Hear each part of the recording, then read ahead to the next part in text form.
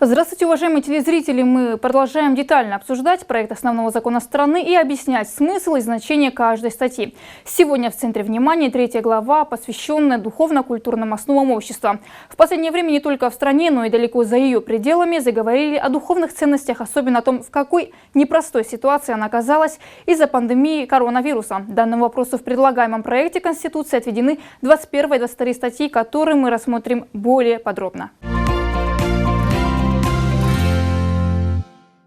Младшие должны почитать старших, а старшие уважать младших. В 21 статье проекта новой Конституции прописан порядок взаимодействия между поколениями и в современных условиях. Также здесь отмечена роль и значимость культуры. Статья 21. Государство заботится о развитии культуры народа Кыргызстана с сохранением обычаев и традиций, не ущемляющих права свободы человека. Почитание старших и уважение к младшим поколениям – священная традиция народа. Государство охраняет историческое, материальное и духовное наследие народа Кыргызстана. Государство обеспечивает межэтническое и межконфессиональное согласие. Как отмечают юристы, закрепление в основном законе положения о поддержке и охране государственной сферы культуры даст новый импульс для развития этого направления, поможет защитить объекты культурного наследия и привлечет к этой работе больше молодежи.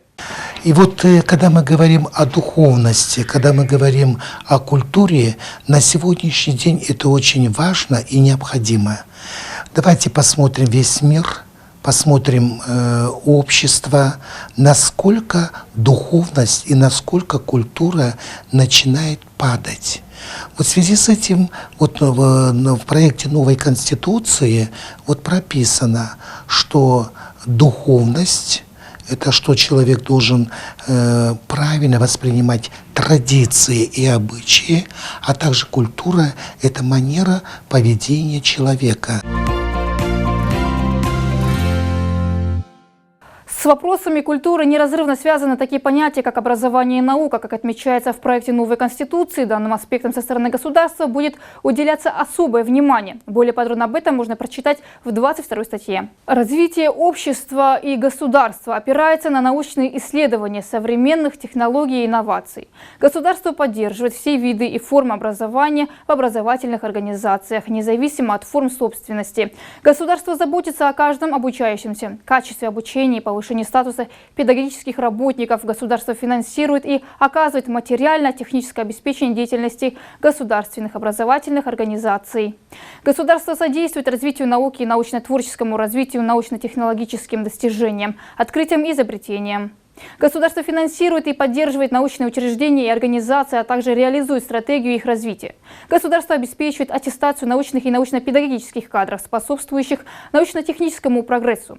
Национальная академия наук Кыргызской Республики основывается на принципах преемственности и научного прогресса, координирует направления в сфере фундаментальных и прикладных наук. Когда мы говорим об Академии наук, Академия наук – это то структурное подразделение в государстве, которое дает определенные направления исследования в области фундаментальных наук. Вот так нужно понимать именно место национальной науки в Конституции Кыргызской Республики, а также аттестацию и повышение квалификации профессорско-преподавательского состава вузов нашей республики. На этой статье завершается первый раздел. Следующий открывает 23 статья.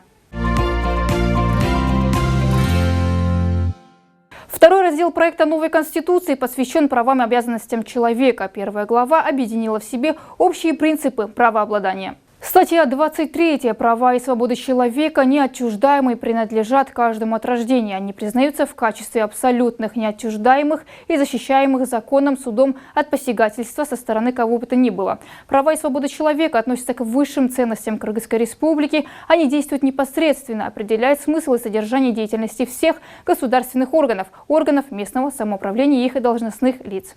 Права и свободы человека и гражданина могут быть ограничены Конституцией и законом в целях защиты национальной безопасности, общественного порядка, охраны здоровья и нравственности населения, защиты прав и свобод других лиц.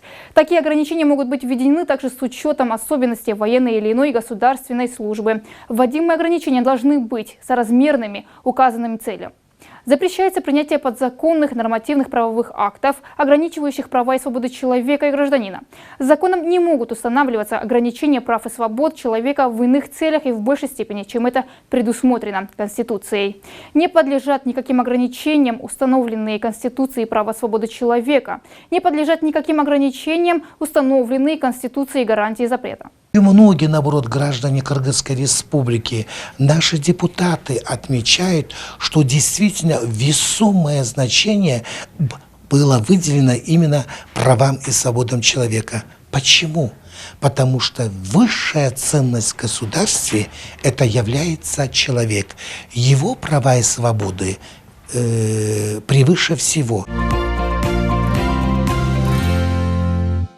В предлагаемом проекте Конституции запрещается дискриминация по половым и другим признакам. Более того, лица, допустившие дискриминацию, несут ответственность в соответствии с законом. Также в 24 статье прописаны вопросы гендерного равенства. Статья 24. Кыргызская республика уважает и обеспечивает всем лицам, находящимся в пределах ее территории и под ее юрисдикцией, защиту прав и свобод. Никто не может подвергаться дискриминации по признаку пола, расы, языка, инвалидности, этнической принадлежности, вероисповедания, возраста, политических или иных убеждений, образования, происхождения, имущественного или иного положения, а также других обстоятельств. Лица, допустившие дискриминацию, несут ответственность в соответствии с законом. Не является дискриминацией специальные меры, установленные законом и направленные на обеспечение равных возможностей для различных социальных групп в соответствии с международными обязательствами. В Кыргызской республике все равны перед законом и судом. В Кыргызской республике мужчины и женщины имеют равные права, свободы и равные возможности для их реализации.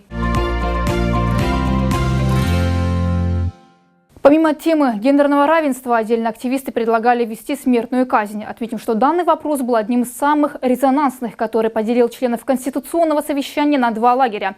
В ходе долгих прений идея смертной казни не нашла должной поддержки, поскольку данная норма противоречит международным документам по правам человека. Это все прописано в 25 статье.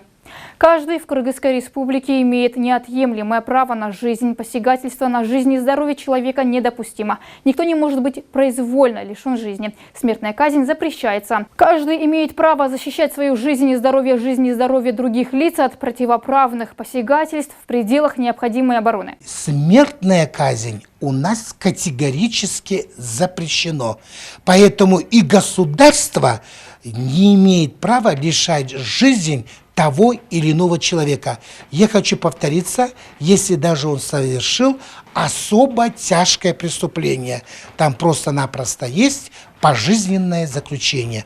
Вот в этом есть особенность статьи 25 проекта закона Кыргызской республики о Конституции Кыргызской республики.